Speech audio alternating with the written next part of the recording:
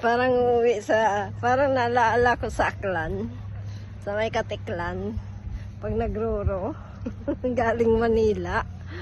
Ganito eh, baba ka na ng barko, tapos mag-travel ng bus ng 6 hours, simula Aklan hanggang Iloilo.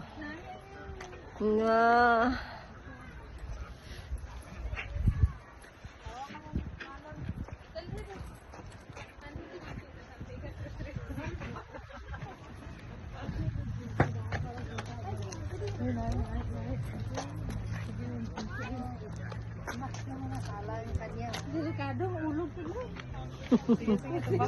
Paano? Nakahigot ra, nakahigot.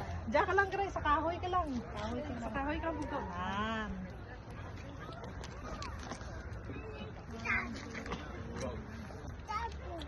Dinta na yung musik. Ay,